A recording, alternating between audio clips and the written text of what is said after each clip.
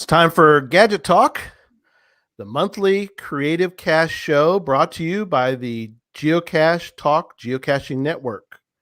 If you're watching live, you can be part of the adventure tonight. Please join us in the chat room, participate with others as they watch the show. The link to the chat room is on the geocachetalk.com front page. It is a little gray coffee cup. Click on it and you can get into the chat room. If you're listening later, please give it a like and subscribe on YouTube, Facebook, or even Twitch. And now here's your Gadget Talk host, Chad Champion, aka Bounce Bounce. Thanks, Gary. Do we have a sponsor? We do. Sponsor for Gadget Talk is Logwork. Logwork, the creator of the fantastic logbook. Get it? Fan, because it fans out. See, fantastic. Okay, never mind. Made with genuine Ride in the Rain paper. The logbooks designed for the micro containers of the present and future, geared toward the hider who would rather go caching than do cache maintenance. Find them at logwork.com. Back to you, Chad. All right, great. Well, welcome everybody to the first episode of Gadget Talk. So today we thought about the best way to start off the podcast is if we're going to create these creative and gadgety caches that we need to find a way to hide them and ask permissions for to property owners, business owners. So we're going to cover this. Get permission? Yeah, I have been messing up for a long time. Whoops. You're going to learn something in this show. Okay. Sorry, go ahead. In theory, you ask for permission, but for me, and this is the way that I hide them or ask for permission. Now, I'm sure there's a lot of people that do it different ways, but this is the way I'm going to do it, or I'm going to go over the way that I ask for permission on getting these caches put out, as well as being a property manager, how I'd like to have someone come to me, what I look for, and think about when I'm hiding these caches. Right. On these. So the first step, of course, is finding a good location for the cache. First of all, before you get too far, Chad, I got to mention something real quick before we get in too far. Sure. You got the best background of a Gadget Talk host in the world. Everybody check this out. I mean, my gosh, look at this thing. Chad, you do. You have an incredible background, buddy. It's fun. Thank you. It's fun to make them. Tick magnet is like nice workbench. I like that. Yeah, that's my back one. That's actually the one I don't use. This side here is a bigger one that I actually use. It has all my soldering guns and all that stuff on it. So sweet. All right. And now it has a bunch of podcast stuff on it. All right. I'll stop interrupting. Go ahead. Oh, no worries. So finding a location, the most important part is obviously making sure there's not another cache there, right? Or within the 528-foot distance of it. And even in that, because when you're looking at the map, it's not going to show multis, the finals. So I recommend finding all the caches around that area and seeing, and if not, when you post, to put it, the reviewer will actually let you know that you're too close, but hopefully you can find all the caches in the area and if the final is too close to another one or if it's open. So that's step number one. And then once you find a location, what can you make that will blend in? For me, I do urban caches. So I want to find something on a building or in the property somewhere that blends in well. So if it's on the side of a building, will electrical panel look good, or a pipe, a little box, whatever you're thinking about putting in, what would blend in well with the area. And then next I think about, okay, so if I can get this in here, make it blend in, how am I going to mount it? Right. Because you typically don't want to do any kind of drilling or anything like that into buildings, and people don't want that. And if they do not want it, you want to be able to take it down without leaving any trace of the cache being there. Right. So, figure out how you're going to mount it. Is there something too, Chad, as far as you're talking about your steps, do you try to find location? Well, you're going to go, do you, I kind of missed something I think in there. Do you go to the person, do you go to the location first and then try to figure something out, or how do you kind of go about that part of it? Yeah, usually when I'm driving around the town, and I see a building, I'm like, oh, that's a cool building, or I can do something with the side of that building, or this would be a great place for a cache. And I have an idea of what I can put there. Okay. So I kind of go there and look at it, and then I pull up, the geocaching app and see, oh, is there any caches nearby? Right. Scott, Scott mentions, he says you can also send a reviewer a coordinator check. I didn't know you could do that. That's cool. Thanks. Yeah, Scott. I didn't know that either. That's a great idea. That's cool. I'll have to put that in my notes for the future. Yeah, that's neat. Scott's right. I mean, you're not asking for. Yeah, you're not asking for a final.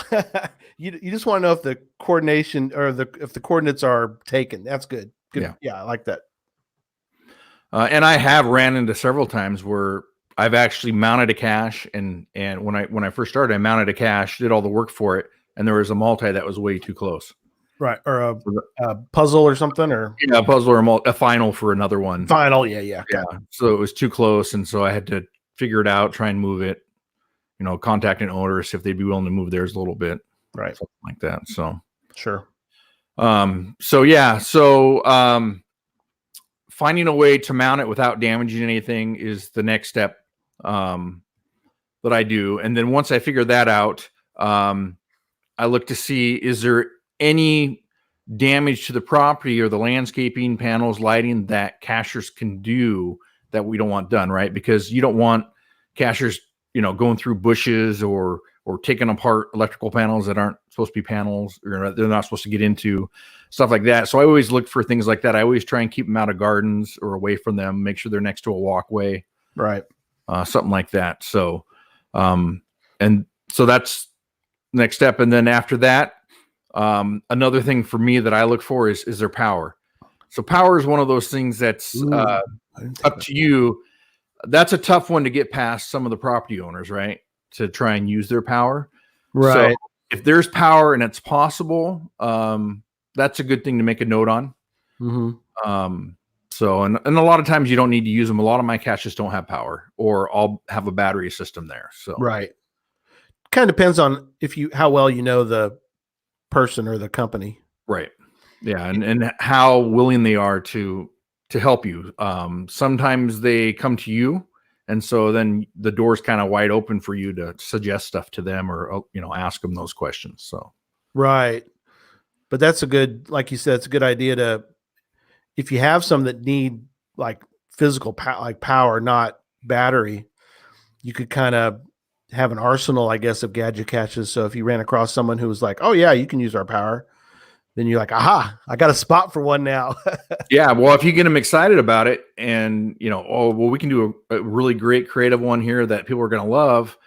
But, if we had power, that might make it even better, right. and so I've offered someone $20. I'll give you $20. That would pay for power for this little tiny thing for years. Right. Because they barely pull any power. So, and they're only powered up when someone's in it. So it's not like, it's going to ever use power, but they don't take any money. Typically it's not an issue if they're going to allow you to use it. So sure. So power. And then after that, something I look for is, how do I make it blend in? Is another thing is, do I custom paint it? So I've custom painted some of mine to make it match exactly what they have. Yeah, that's good. And so then it really blends in, and that makes them a little bit more into allowing you to do it. So I have one outside of a Shell station out here that is a historic mark and or historical building. Mm-hmm. And the only way that they'd let me put it in is if it didn't change the looks of the building. And so I custom painted it so it blends right in, and they love it. You can't even tell it's there. Oh, that's perfect. So, and then, another thing is, how far away is it to do maintenance? So unfortunately, sometimes gadget caches, creative caches require some maintenance, kind of down to the power thing. If you're going to provide batteries, make sure it's not too far to go change the batteries out. Mm-hmm. Or what I would recommend is just make people bring their own batteries. So, right. But the last thing I like to do is have to sit there and worry about doing maintenance on some of them. So, so I don't want to put anything too far away. So mostly, you think people will need to do 9 volts? You think, or is there? A 9 volt will run everything on the Arduino that you need. So I Okay. recommend a 9 volt. But some people will have you bring 4 AA's, which would be fine. Oh, okay. And then, or they'll put 2 AA's inside and make you bring 2. It's depending on how you want to build it. Okay. So, Cool. but I like the 9 volt. So that's pretty much what I go through to find a location. When I find something, that's my thought process there. And then after I have that, determine what I need, I'll go and I'll custom make kind of a mock-up. Now, I'm not going to make depending on what it is and how hard it is, I'm not going to make the full thing, but something small or something that I have, something similar. Now, I carry a 3-ring binder around with me, and it has pictures of all my most of the stuff that I've done, and then I show them those photos, go through it with them, tell them what we can do on that. And so that makes it easier if you can actually see it. So when you're talking to an owner of a property or someone, being able to see what you're talking about is a lot easier than having them imagine it, because I'm sure what they're trying to imagine is way different than what you're trying to explain. Oh yeah, that's a good idea. So I always make a little mock-up of one and take it out to them. So, and then pictures, will show the quality of your work, and what you've done in the past, even some of the buildings that you've done it on. I talk up a lot of the properties that I've been, and people have allowed me to put stuff on their properties, and, that helps a lot. Yeah, that is awesome. So Logwork mentioned that too. Thanks, Logwork, for being on tonight. Like the idea with the binders show property owners. I love that. Yeah. Because like you said, they kind of want to, it's easier for us maybe to explain if you have a picture. At least it would be for me. Well, it's hard to have someone visualize something with the way I'm explaining it. They're not going to visualize it the same way I am. Right. Yeah, so that helps out a lot. And even if you can go online and find something that is close to what you're thinking about, just print that out. And, it doesn't have to be one that you've done, right? Something like that. So, oh yeah, that's true. Until you get started, you could have a few pictures, as long as you have permission, obviously. But, yeah, Joshua just placed his first Gadget cache. Yeah, he did. He did. Very cool. At a ski place. I don't know how much skiing. That's awesome. That's a great cache. And the nice thing about that is it's such a creative cache and a gadget cache, but there's no power to it. And so the maintenance is minimal on it. Or should be. I'm looking forward to skiing the slopes of Minnesota sometime, because I'm looking forward to going there and finding some caches. Yeah. So I'm sure there's places you can go down a hill in Minnesota. I'm giving them a hard time, but ski Minnesota. So the next step is, now we need to approach the property owner, property manager, whoever you find. Easiest way to find out is, every property has an owner. If it's at a business, go to the business and ask them who the property management company is. Talk to the business themselves, see if they care about putting anything outside. They may own the property. Who knows? It depends if it's a single tenant or not. So go in and talk to someone, ask them. If they give you property management company name, then, give them a call and tell them what you're planning on doing. So I explain to them, once I find out who it is and contact them, I explain to them exactly what the game is. But then I always make sure I mention that it's a family-friendly, fun game that's free for everybody to do. Right. And it's great for the community, because when people start hearing that, then they like it, right? Yeah. So, I like that. And then depending on what kind of property it is, it may bring people to the property that may help business. I never sell it that way. You can't promise anybody will buy anything.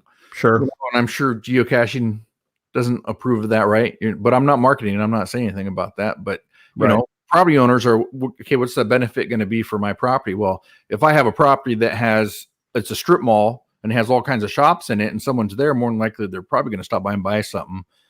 And I think my most successful ones are coffee stands. Coffee stands love having caches at them.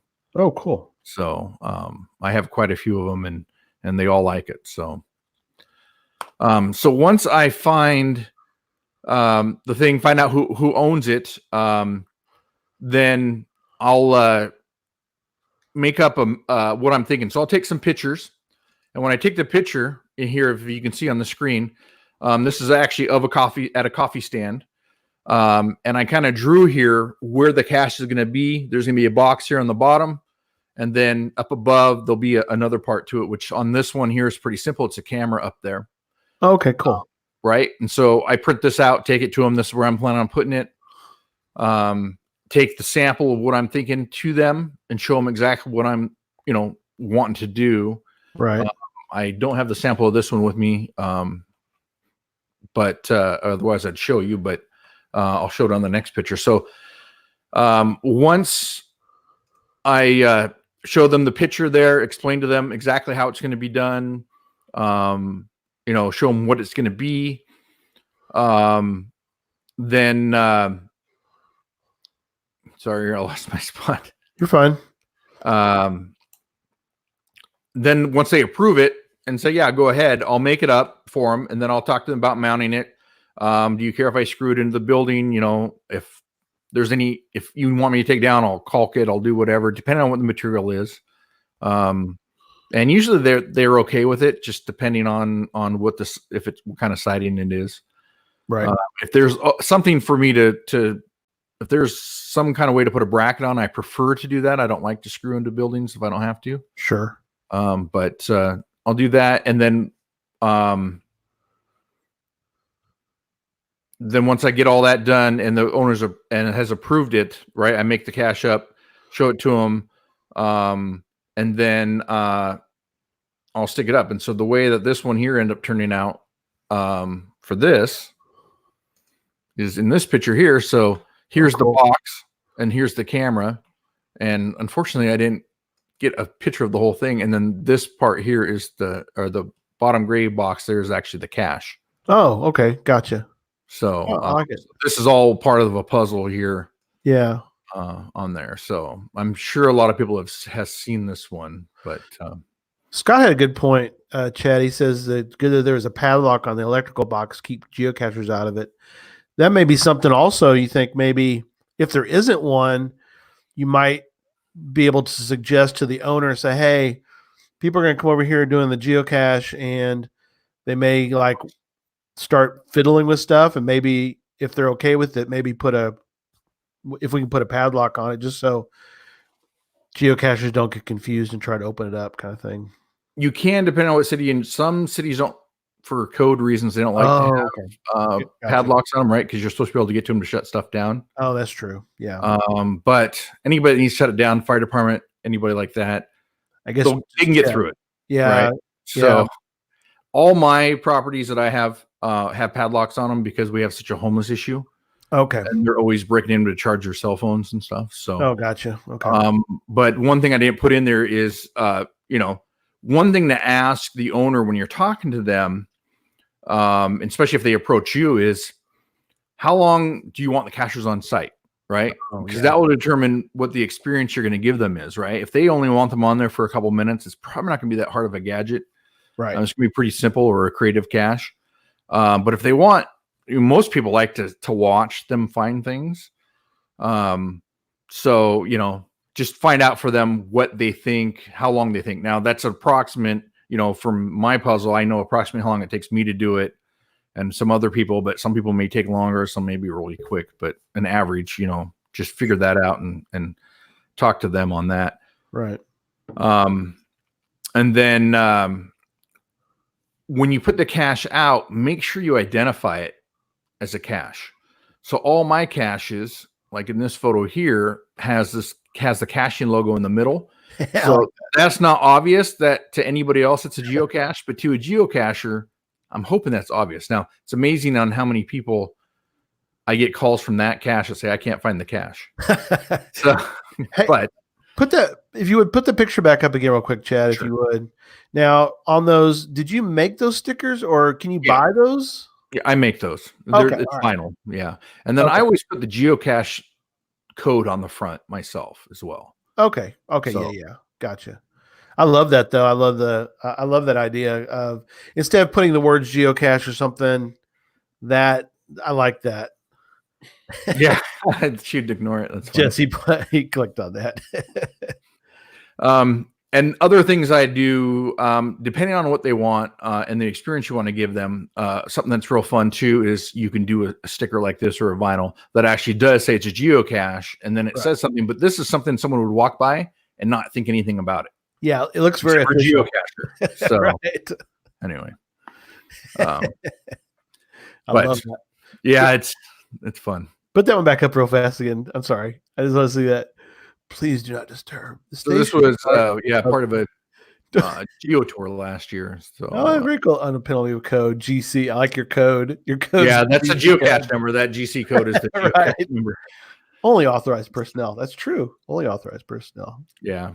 If you I make a lot of custom signs on my stuff, so they're fun to find.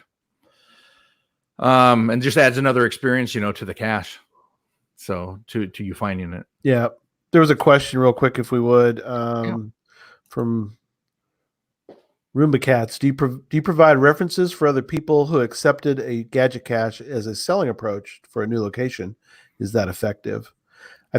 I think kind of what they mean is, I think it's pretty. Am I going to provide a reference for them to put one out? I'm not sure. Do you provide a reference for other people? Like you're saying, you can, if a business owner is kind of trying to decide, they can talk to somebody else you've worked with before. Oh yeah, they can. If the person's willing to talk, and usually they are. I don't give out phone numbers, obviously, so I'd ask them, can I give you your phone number of the person that you want to talk to? And then I can have them call you or something like that. One that I have that's always willing to talk to them, I have a salmon hatchery that has a multi at it. And they talk to everybody about it. And that was a real easy one to sell. Actually, Geo Coin Fest in 2018 set me up with that one, but we archive that every year and republish it with new questions. So it's an electronic gadget cache. And so we can change everything. And they actually use that for their summer camps for other kids, and they advertise it for non-geocachers to use it to find, because you go around this salmon hatchery and there's these big boards that talk all about the hatchery and the salmon, and then you got to go find this word throughout that board somewhere and then enter it in a code, enter it in a box, and then it will give you the lock code for the next station, and you go to the final. So it's fun. So, but yes, I mean, if you can find that and they're willing to talk to someone, yeah, absolutely. So Owen was asking, do you tell when you're approaching them, do you tell them that other businesses in the area have them, or do you just kind of let them decide on their own? Oh yeah, no, absolutely. I'll tell them that. Hey, I have one down the street at the Shell station. I have one, at the salmon hatchery. I got one at the state park. And then I'll show them pictures of them. If they're close, I'll offer to go find them with them, show them what it's like, or tell them where it is and they can go find it. So I haven't had any business owners actually want to go find them. They just kind of want to see pictures and what it does. And of course, just tell them, hey, anytime you decide that you don't want to do this, I'll be out and I'll take it down. It's not a problem. So then that kind of puts them at ease. And, it's happened where, it's been up for a month and they're like, I don't really want this. And so go take it down. What's generally the reason why they would change their mind? I think one of them, she was worried about just random people coming up to her coffee stand in the middle of the night that, when she's closed, and she just don't want people around there. Right. So this may be getting ahead, but along those lines, do you make it pretty obvious on the cache page, the hours that the business did you ask the business what time they want people to come? Right. And so that's actually on one of my notes is I do ask the owners, is there certain hours that you want cachers here? So we can put that there. The only ones that have certain hours, like the hatchery is when they're open, the dawn to dusk. But other than that, I don't know anybody that really has no one has had certain hours for me, but I do ask that question. That's a great question. So now, when you build the cache, So yeah, make sure cachers can identify it from anything else in the area. So mark it, with either a sticker or some kind of decal or write geocache on it. So they're not getting to other things. One thing I don't recommend using is outlet boxes. At least, around here where you have homeless issues, because they break into them all the time to try and charge their phones, and your cache will be broken into and muggled a lot. So I usually don't recommend using those. And then, have I ever had property? Well, not too many properties switch ownerships very often, but they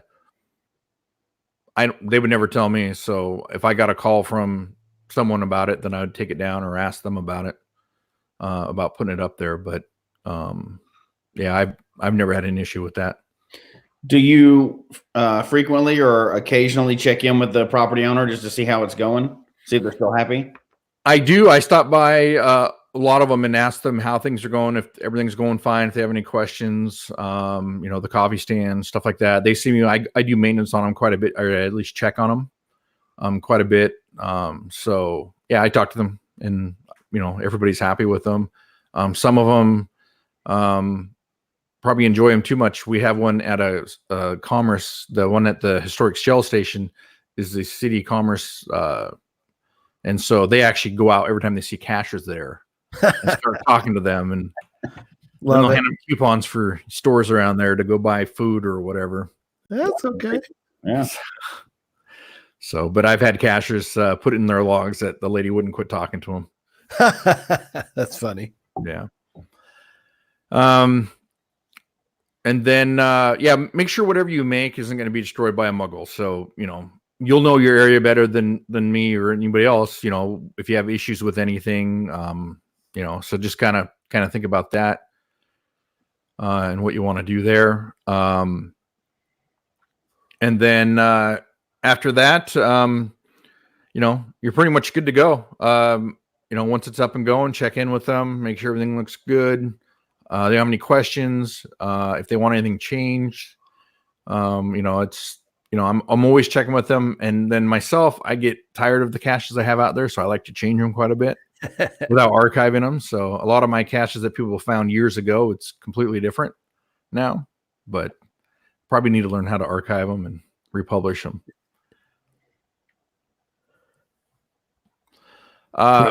Private businesses are. So one of the issues as a property manager myself, I have to look out for the property owners, right? That's my job. And so when I'm placing the cache out on properties and you're looking for things, you want to look for things that someone's going to get hurt on too. So you don't want it next to a really tall curb, or, on a hill that someone's going to fall down, or next to a bunch of holes that someone might trip in and, break their ankle or something, because you don't want to be sued, or have someone coming after you for that. So, smaller private businesses also want the business or hopefully bring people into the spot. And big corporate offices, they're not making any money off of you, so they're not interested. Right. So I wouldn't go to, a headquarters of some big business and ask them if they want anything, because more than likely they don't care. Right. So, and if you know someone in there, I mean, it doesn't hurt to try, but it's tougher. Yeah. Private businesses are probably better. Yeah. Have you heard anybody, do people want you to, like, if you do put a brand new Gadget cache out, do they, of some type, does anybody complain? I would think that they would want you to archive and create a new one just so they can come back and get a new smiley, but I don't know. That may just be me. No, that's the way you should do it. And I've thought about it several times, but I kind of have an issue when you have 300 favorite points. Do you want to archive them? Oh yeah, that's true. And then get them, you'll get them back eventually, but it's one of those things that's, for me personally, is tough to get rid of those favorite points. So, well, and if you're like Jesse, he'll go delete all his favorite points, right? Yeah. Off the caches, take them back. That's for another show, but hey, favorite points are for active caches. Yeah. That's just my opinion. Not everybody likes that opinion. No, they're not. No, I'm kidding. Yeah, I wish HQ on your stats or somewhere on your page where you would have your total favorite points you've ever earned on your caches, and it would say that, then I would have no issue archiving them. Mhm. Yeah. All right. So, but since the fact that it goes down, and so I don't know, I have a hard time doing it. UDAC has a question for you there. Longest active gadget cache at a business location. I think 2015. Oh boy, that's a long time. So it's at a shopping center behind a police station. What kind of cache is that one? It's actually a Travel Bug Hotel that I've changed 4 times, and it's going to get changed again here before the 2020 events. Wow. Yeah, but it's a big 3x3 box. That's a foot deep. So it's a pretty big panel. Kind of leads into Scott's question, which is, do people respect your gadget geocaches enough that they don't destroy your cache if they cannot get into it? Which a lot of people, Scott has a good point, because I know I've had a couple birdhouses where the birdhouse, you know, if it didn't have a lock on it, it probably wouldn't have gotten bashed in. You know what I mean? So I don't know. I guess it also depends on what you're looking for, you know. So just so you know, Joshua agrees with me. Oh, good. You know what? You play the game the way you want. You didn't need to put that comment up. Golly. I would suspect that many people do that, but that we can do that in another show. That could be. But if you were finding lots of caches, why do you need your favorite point back? You should be Right. earning more and more favorite points. You're getting more points. Right? I do it. You should have like 900 favorite points in reserve. I do actually, but He does. Because he doesn't give them out like he should. That's for another show. Well, and then again, that's up to you. What brings joy to you, and what do you give them out for? That's completely up to you. Myself, I give them out to anything where someone tried to make an effort to make it creative. I mean, I want to give them the favorite point and make them think, oh, that was really cool. Maybe I'll try and do something different and more creative, and then get more favorite points, and then the favorite points become addictive, and then you're really spending money and time on these caches. See? Bounce agrees with me. All right, back to Bounce. So I don't take favorite points away, but I have so many it doesn't matter. So and I don't find probably as many caches as you, so I don't give out as many as you probably. So so back to the question though, have you had many people damage them? Right. So I have had a few, but that have damaged them, which I have my phone number on each one of my caches. So, and it says, if you have any questions, you need a hint, I'll even tell you how to get into the thing. If you don't want to spend the time on it, give me a call or a text. And usually that happens. But a few times I've had people try and get into them or into other parts of them that you're not supposed to access. Right. But not very often. I think 3 or 4 times total out of all my caches over the years. I would think that that's something that you just have to be okay with, knowing that just like a trackable, once you send it out, you may never see it again. You put out a cache, somebody may damage it. That's just all there, you can't get totally torn up about that. You hope people are going to do it right, but there's always a chance that somebody's going to mess it up, right? Yeah, it's a risk you take. I mean, unfortunately, it happens, and there's nothing I can do to control it. So I make them the best I can, as strong as I can, and as, muggle proof or cacher proof as possible. And then, there's always something you don't think about, and people do things. And, depending on the puzzle you have, they may think, hey, maybe this needs to come apart. Mm-hmm. And so they think they're doing the right thing. Mine, I put in there, you don't have to take anything apart. You don't need any special tools. The tools provided on the cache. And I've still had people take a screwdriver to, a part of it that's 8 feet in the air where the battery is. But anyway, Adi had a good point. Low risk, high reward when placing gadget caches. I agree. Mm-hmm. Yeah, there is pretty low risk, and there is a very high reward because they're so fun to find and do and everything like that. So yeah, Adi has great ones, by the way. Looking forward to more Adi Olson caches in Kansas. So go ahead. And then, pretty much from there, I mean, it's just go out and talk to people and, see what you can do. And don't be shy. I mean, the worst thing is they'll say no. And then you haven't gained anything. You haven't lost anything. So it's pretty easy. I think the first one you would do would be the hardest when you talk to someone. But just make sure you're prepared, and try and go with as many answers as you can. There'll always be something that they'll ask that, you got to think about, but that's it. Like I said, the biggest thing is take a 3-ring binder, take pictures, take a sample. If they can see what you're thinking about, then it's a lot easier for them to approve it or want to approve it. Do you ever include information that, one, that the owner knows, but do you ever have the owners wanting to give hints to people, or is that something you've ever built in? Like, if you really get stuck, the owner probably knows what's going on. Have you ever included the owner kind of in the?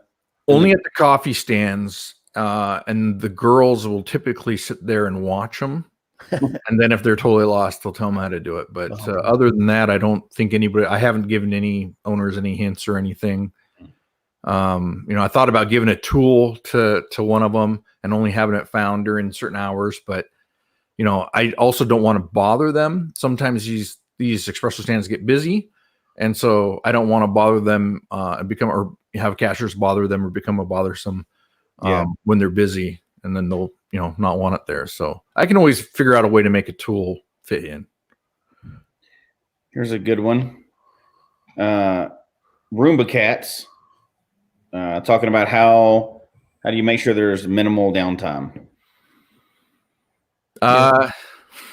Well,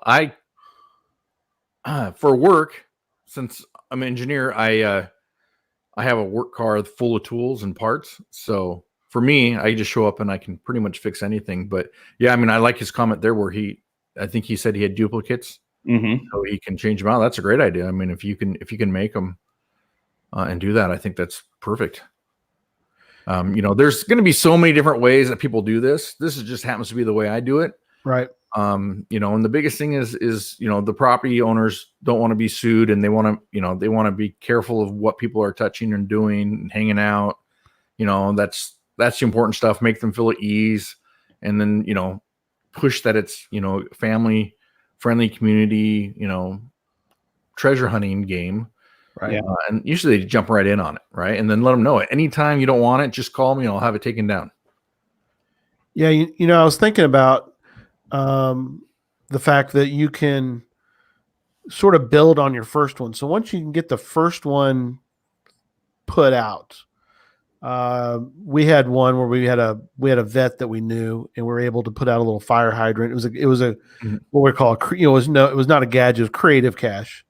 It looked like a fire hydrant, not a big one, but a small one. But I think from there, though, what's helpful maybe for people who've never put any out is once you get the first one, like you were saying, Chad, you can take a picture of it, and then you start that, like you said, you can start the notebook where you can go, well, so-and-so, let me put one here if you want to come see it. Or, I mean, there's ways you can then sort of maybe build off of that first one. Yeah. Yeah. And, some of the ones that, I would do, and like I said, like, here's a picture of one here that's at a parks department, and I put an electrical panel there that's now mounted with brackets to that post and a sign that could get taken down really easy. It's not permanently mounted. Same with this one here. It blends right in. It's all painted. So this has the LED decryptor on it for the lock. And then inside that box is the thing, and that's the decryptor that we'll be building next month. But it blends right in. It's painted black, matches the fence. It doesn't stand out. It's pretty simple. Versus something like this. Now, this is a lot harder to get permission to do. Sure. Because this is mounted to the building. It's bolted into a CMU block and caulked on the backside and everything. That's a lot harder to do. I wouldn't really, unless they come to you and they really want something done, I wouldn't probably go for that one. I would show the pictures of the other ones. Right. That's a different one. But anyways, something to build up to. But that's something you could do if you knew somebody really well. Mm-hmm. You could maybe, like you said, depends on the level of your relationship with that business. Yeah. Yeah. And, a good way to find businesses, at least the businesses I look for to approach, our coffee stands, they usually love to have people come by, and they like to watch and everything like that. And coffee stands typically on properties are, the building is the tenant's building, and so you just need to have permission from them. Right.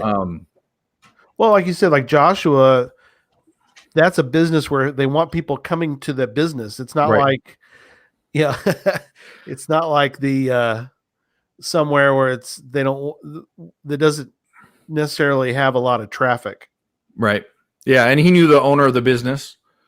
And so, that makes it a lot easier, talking to them and knowing people. So yeah, coffee stands, Chamber of Commerce is good to go to, because they, their goal is to bring people into the city. And so you could talk to them, explain the whole thing to them, and see if there's any place they want something put. Parks departments, it's always great to put them in parks departments. I've never had an issue putting them in parks departments. Scott asking about. I have not worked with, I said I haven't worked with any government agencies. The salmon hatchery, again, that was something that was brought to me, so I didn't have any issue with it. And then I have a state park recently that has come to me for one. And again, all those ones, the government ones, have actually come to me to put them out, so I have not had any issues with them. So how about things like public libraries? I've seen gadget caches in those before and caches in those before, so it seems to be acceptable in some locations. Oh yeah, I would go and talk to them. I don't. I guess it's a government agency, yes, but you need to go talk to the librarian or whoever it is in charge of that. And just like any business, I'd take a sample of what you're thinking about doing, a book or whatever, and explain it to them, and go from there. I think a library would be easier than most of the other places. Plus, you're not mounting anything to a wall typically. Usually, it's like something hidden in a book somewhere. So you're just putting it on a shelf, and you're not hurting anything, not mounting anything. It's pretty simple to do. So I don't know why they would say no. So community centers typically like to, they don't have any issues putting them up. Small shopping centers, they want to bring people in to the business. And again, do not guarantee that anybody's going to buy anything. But more than likely people will be there. They'll stop by, if there's a little food mart, they'll probably stop by and get something to snack on or something, but who knows? Single tenant buildings. So like we mentioned before, the coffee stands, or, if it's 7-Eleven or something like that, that has a single tenant in it, more than likely, because they're the only ones there. It's easier to convince them to put it there. And sometimes they own the building themselves. So, sometimes it's easier to get past them. And then, if you're really good at it and you enjoy putting them, talk to your local geocaching association, because they're the ones who get the state parks departments and places that actually go to them to say, hey, we want to put a geocache here.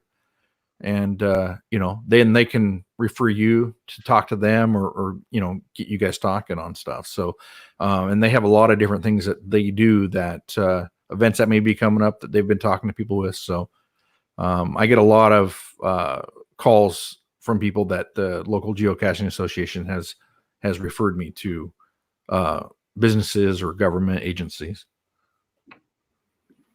Very cool. Yeah. Yeah. So it's fun. I mean, just don't be shy and get out there and put some out. The first one will be your hardest one. Yeah. I guess don't get too ambitious, maybe. Right. Yeah. The first one, start a little smaller, maybe, if you feel.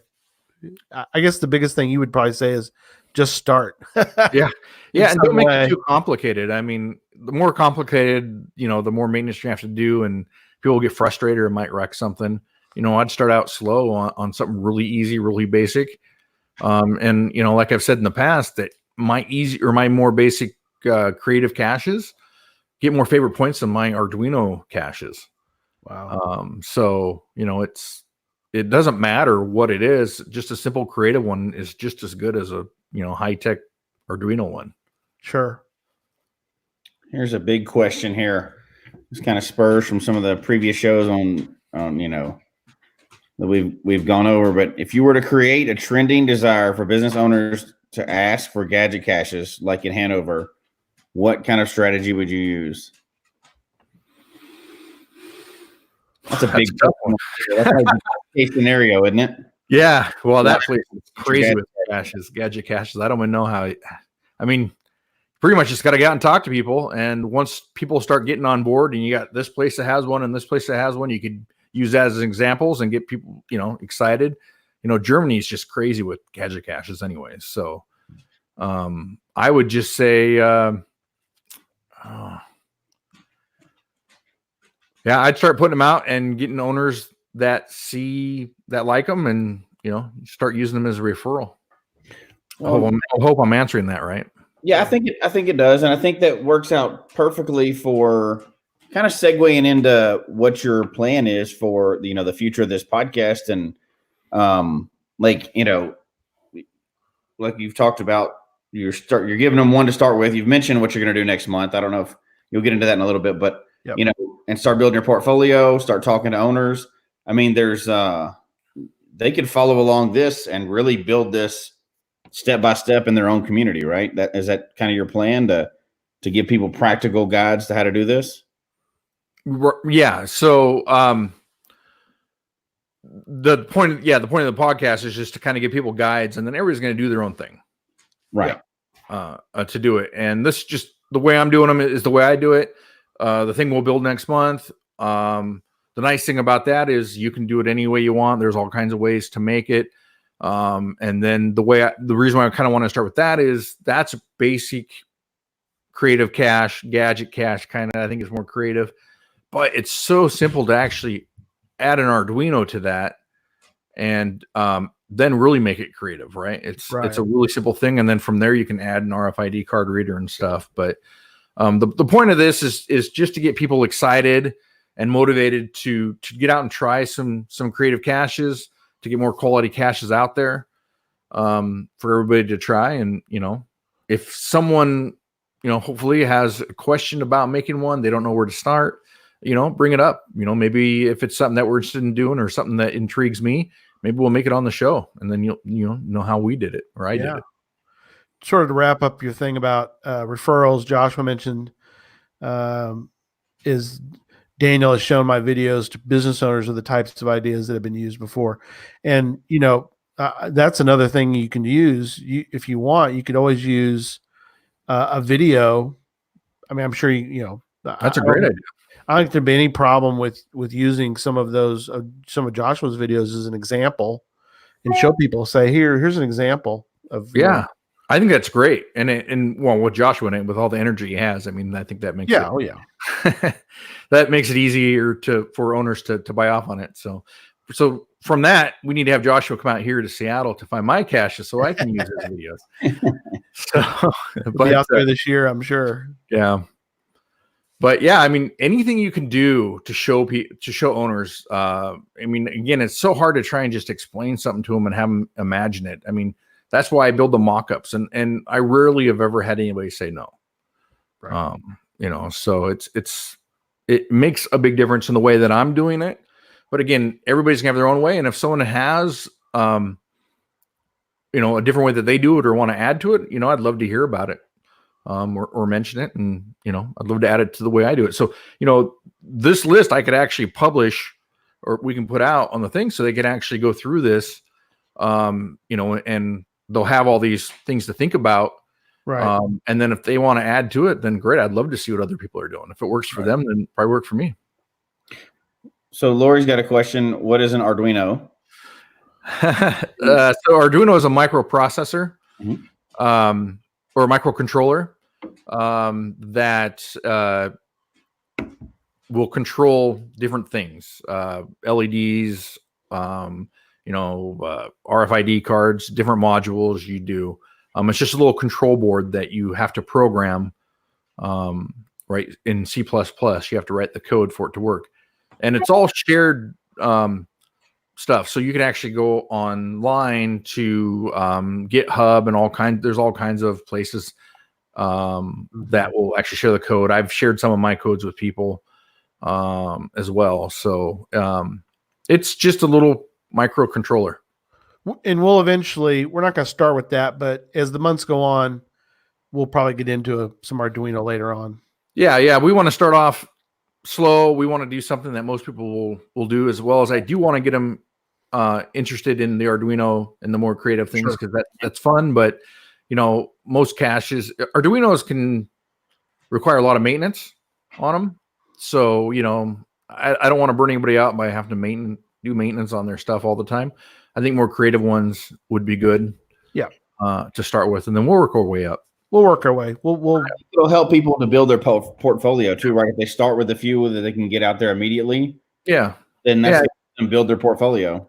Yeah, and we're gonna jump around. We're gonna do some creative ones. We'll do some we can do an Arduino one. We can do. There's all kinds of ways we can go. We'll talk to some cache owners, some creative cache owners, and see what their inspiration was behind their caches, and just kind of go from there. So the podcast is gonna cover everything Gadget creative cache wise, not just making them, but talking to the people that make them, seeing what their inspiration is, and hopefully get their name out there so people will go find their caches. Because for me, the best thing about people finding my caches is I love reading the logs that they leave, and knowing the joy that I brought them. So Jesse and I thought the same thing. We clicked on it both at the same time.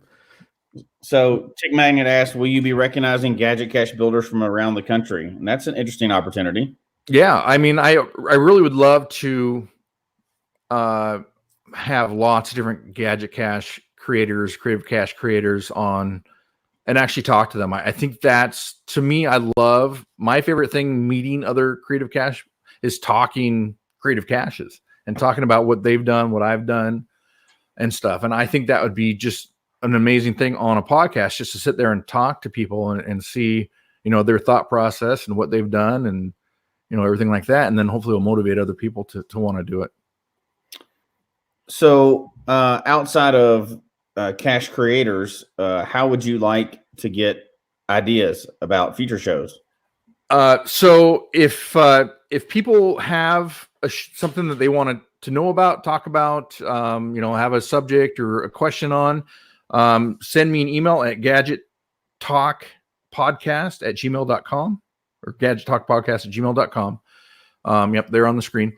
And just put in there if you have any questions. If you want to hear of a topic, or you want us to go over something, or if you have an idea for a cache that you may not know where to start from, or you don't know how to make it, maybe it's something that we can do and share. So pretty much send me an email on anything you want. And if you want to see some of the stuff that I have built in the past, you can always look up my Instagram. It's bounce8. So real simple, just my name, bounce with the number 8 at the end. So what about you've kind of mentioned what you're going to do next month. Will people watch that, or can they kind of play along, I guess, so to speak? How would they do all that? So the first week of the month, what we'll do is we'll release a parts list for the build that we'll do that month. And then you can order the parts. They're all going to be pretty basic. This first one's going to be really simple to make. It's going to be some LEDs and a couple wire connectors and maybe a couple bolts, and that's about it. So I recommend buying and then you'll see in the parts list, buying the pre-wired LEDs on Amazon. They're like $6, $6.99, something like that. Mm-hmm. Because then you don't have to worry about doing any soldering. The resistors and everything are already soldered on there. So it's pretty much just stripping some wires and putting them together with some wire nuts, and you're good to go. So every month, the first week of the month, Chad will be putting out a parts list. It'll be on Geocache Talk website. There'll be a new category for Gadget Talk. You can go in there. You can find information. You can watch the old shows. There'll be a whole set of things, but it'll also have each month's part list. So if you want to either do the shows with Chad, or if you want to come back later and you want to do the February build, you'll have the February parts list. You'll have the February YouTube, and then you can kind of build that way if you wish. Yes. Yeah, absolutely. That will be the best way to do it. So, and then you can always do it later, on YouTube, whatever. Cool. Follow up with us on it. So, and then if we get enough stuff, then we might have to do it more than once a month. Yeah, exactly. So if, let's say after next month, people follow along, they build it, and they actually put it out. Would you want them to shoot an email in and let you know that it was successful? Or yeah, I would love to have pictures sent of what they've done. I always enjoy seeing what other people make. So yeah, I mean, I would say I don't know if they have Instagram, they do it. They could always tag me or Geocache, Geocache Talk, whatever you want in it. Send pictures in. Maybe we'll share it on the show if they don't mind. Now, some people are really secretive on. They don't want anybody to see what the caches look like. So they do send in pictures. Let us know if we can share it, and maybe we could even showcase some of those on geocachetalk.com too. I'd love to see that. That'd be great. Now I'm not too much of a secret person on my caches, so I share most of the photos of mine, and I don't think that takes away from anybody's experience. No, so I'm not worried about it, but there are, it's up to you. Let us know if we can share it. I'd love to share it. Everybody plays the game differently, right? Yeah. Yeah. I have no secrets, so. Very cool. Yeah. So next month we'll be building, the parts list will come out next week for the LED decryptor. And then on the 20. Yeah, the next show. Next show will be February 25th. Yes, and that's where we'll build the LED decryptor. So no soldering, pretty basic, easy thing. Again, I want to try and make these easy enough for anybody to be able to do these first ones. And then, if we want to get more into soldering and stuff, we can do that later. But, and again, you can add all this stuff later on. I'm sure there's a lot of people out there that already know how to do that know how to solder. So sure. But it's a good place to start. And I like the idea of getting people started. The first week of the month, you'll get a parts list. You can start, and you're going to give like potential, or you're going to give an example of where you might want to purchase it. Not that you have to, but yeah, correct. I mean, nowadays almost anything can be purchased on Amazon, right? I mean, that's the place I go for almost everything. 99% of my stuff's on Amazon. But the good part is we'll give them a suggestion, which I like. I like that idea. So. Yeah, and some people might go to Home Depot and want to buy wire nuts there because they're $3 instead of $6. So I don't blame them. That's what I would do too. So yeah, sure, that's up to them. We'll just give you the parts list, and it's up to you where you want to get them. So hopefully you get to spread all kinds of knowledge each month, and hundreds of new gadget caches come out every month. Yes, that's perfect. I want to know about them. I want to find them when I'm in the area. That's awesome. So, I guess any final questions? If not, we're going to. Baby steps. Are we gonna? If you're brand new to all of this, and I've never built any kind of electronic gadget cache. I've done a few of the birdhouse types, so I'm excited about next month building this LED version, and I'm gonna put it out immediately. I can tell you now, I can't wait to try some of these and put them out. Yeah, and you can do it it doesn't have to be now. I do a lot of urban stuff, but all these can be made in an ammo can. So this LED decryptor can be made in an ammo can, and so you can put it out in the woods if you want. We can stick this at the top of a mountain, is what you're telling me. Yeah. So you just have to make sure someone brings a battery, and then if something happens, you got to make sure you want to go to the top of the mountain to maintain it. Well, I do. And last little comment I have to make is these don't have to be just traditionals, guys. They can be all types, like where I go or whatever. Where I go out there. So these can be all types. You can fit this into any category, and it's a favorite point magnet. And you can make these into lab caches too. That's true. Adventure labs. So if you have an adventure lab and you want to put it out, then there's nothing wrong with it. It could be the bonus cache to an adventure lab, even. Could be. However you want to go with it. Right. That's the fun part about the game, right? You can do all kinds of different things. Casbon's like solar panels on ammo can. Now you're thinking. I like it. Look, Julie, I'd love to see where you'd put that. Just why, Julie? Why? Earth cache. I love it. I want to see it. I want to see it. No, I guess you can't do that. Never mind. I've never done an Earth cache. Like ever completed? Ever. Or Yeah, I don't think I've ever done one. You never found one? No. Oh wow, you live up in the Pacific Northwest. Yeah, we don't have any. Got it. You're doing good. Oh well, that's for another show. That's for Too much another. thinking on those. Yeah. No, I just haven't done it. I don't know why. Yeah. Well, cool. I'm really looking forward to future episodes, and send those suggestions and comments in. Yes, please do. Yeah, I think that's about it. All I have. Cool. Real quick, upcoming shows for Geocache Talk. This Sunday, no show, Super Bowl Sunday. Between February 2nd and February 9th, the parts list will be published on the Geocache Talk website. So go to Geocache Talk and you'll find a Gadget Talk link there for you to go to. On February 9th, we're going to have Geo Janji is going to be joining Geocache Talk. She's going to be talking about social media and geocaching. We're looking forward to that. And on February 12th, we get the second episode of Geocaching with Kids from Baker Six Clan. So looking forward to the second episode of Geocache Talk with Kids. Man, we're up to 4 podcasts, Jesse. I know. It's, you know what? It's 2020. We're going big for 2020, right? We are. All right. Well, that's the end of the show tonight. Remember to stay tuned in about a week for your parts list for next month's show. And don't forget to invite your fellow cachers to the next Gadget Talk show.